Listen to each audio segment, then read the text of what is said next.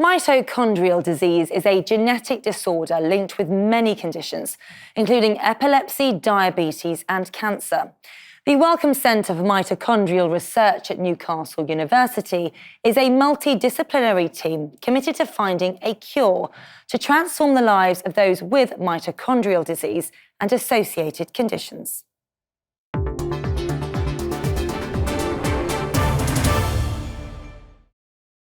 I do get really bad fatigue and I tend to spend most time in bed, so then my mum and my dad get grumpy with us because I don't want to leave the house.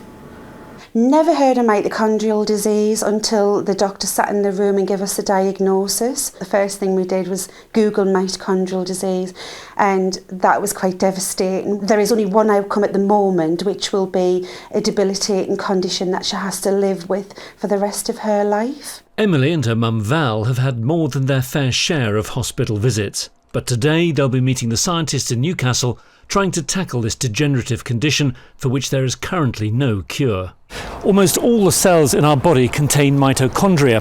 They help provide the energy that allows them to do their job properly. Now, depending on which cells become dysfunctional will determine the symptoms and in which organ. Every patient is different and it can develop at any age, and that is what makes it so difficult to spot. It can be from deafness, diabetes, not able to keep up with your peers' exercise, sometimes even mimicking things like anorexia, right through to severe epilepsy and dementia in very young people. It's quite often goes unrecognised and undiagnosed. We have a real passion and drive. We work closely with our patients.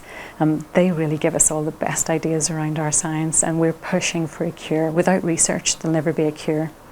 But also we're trying to improve the quality of lives of patients at the same time. Emily is getting a behind-the-scenes look at the laboratory, and she's poking her nose into everything.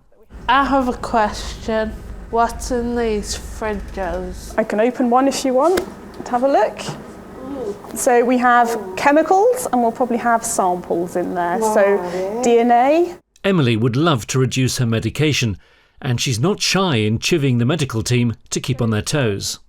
Honestly, sometimes I really feel like I need to do their job for them so I can get my results and start getting on a better path with my health and my walking and... The frustration is understandable after the way the disease suddenly changed her life and that of her parents. On the Monday, we kept her home from school, having felt just generally unwell.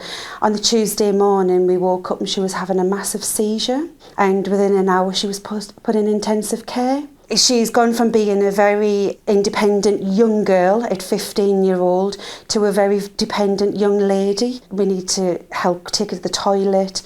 We feed her, we dress her, we bathe her. It affects all the family. We have to rely on carers to come in for Dad and I to get some time out because it's 24/7. So my research involves trying to find new treatments for mitochondrial dysfunction. One of the things that really kind of spurred me on was actually seeing just how bad mitochondrial diseases are, which is something I think with other areas of research and other centres you don't really get that interaction with patients, and it really focuses the mind on trying to develop the treatments. Newcastle is the largest of 3 specialist centres in the UK. They estimate 1 in 200 babies could be born with the genetic condition, and many may be undiagnosed. As well as making the case for more funding, the unit wants to spread the word about the condition. We need all healthcare professionals, when you come into that first point of access, be it a GP, an emergency unit, someone just think, could this be mitochondrial disease? If you see 2 organs involved, think about it. Or if you think something just doesn't fit, think mitochondrial disease. We're quite delighted to be in the Mitochondrial Research unit here today. You don't realise what goes on behind the scenes and in terms of the research that is actually being done. It's actually really interesting, and it's put my mind at ease because sometimes I'm just like, have it even doing anything about this. I'm really impressed. It really has given me some hope for her future just visiting here today.